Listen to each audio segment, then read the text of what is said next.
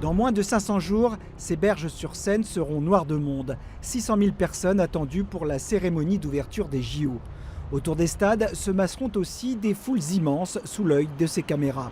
Pour la première fois, la vidéosurveillance devrait être assistée par l'intelligence artificielle. Il s'agit de mieux détecter les colis abandonnés, les comportements suspects et les mouvements de foule, selon ce député rapporteur du projet de loi. C'est un enjeu de sécurité qui est considérable. Il y a la fameuse cérémonie sur la Seine. Donc évidemment, c'est un moment de joie, d'attractivité pour la France, de rayonnement de la France qui est très fort, mais c'est aussi un moment où il faut faire attention parce qu'il y a des risques terroristes qui seront là. L'enjeu, c'est d'avoir tous les outils disponibles pour garantir la sécurité des Jeux. Et tout ça étant parfaitement garanti parce que ce sera sans aucune analyse faciale et sans aucune analyse des données biométriques. Donc c'est juste quelque chose qui va signaler aux personnes qui sont derrière les écrans qu'il y a un danger éventuel et qui va produire une alerte. Il n'y aura aucune décision prise par l'intelligence artificielle. Il n'y aurait donc pas à craindre une dérive à la chinoise. Pas si sûr pour les ONG. Selon cette association de défense des libertés dans l'environnement numérique, les Jeux de 2024 servent de prétexte pour imposer la vidéosurveillance algorithmique en France. Il y a l'idée que, vu que c'est un événement exceptionnel, il faudrait des mesures exceptionnelles.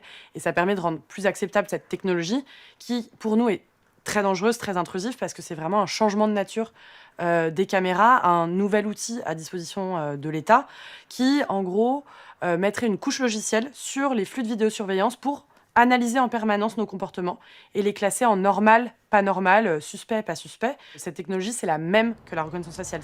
Pour l'association, les JO de Paris, encore en plein chantier, seraient donc l'occasion de s'imposer sur un marché juteux, celui de la vidéosurveillance augmentée.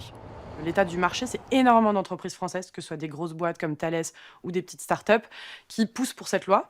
Et donc on comprend pourquoi la France est le premier pays en fait, dans l'Union européenne à adopter une telle loi qui promeut cette vidéosurveillance algorithmique. La France est celle qui tire le plus pour généraliser ces technologies, aussi bien donc avec cette loi qu'au niveau européen où il y a un règlement qui est discuté à Bruxelles. Et donc la France effectivement se distingue et est devenue un peu le leader de la surveillance dans l'Union européenne.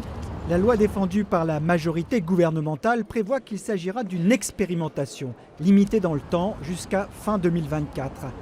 Mais une fois la technologie adoptée, il sera peut-être difficile de revenir en arrière.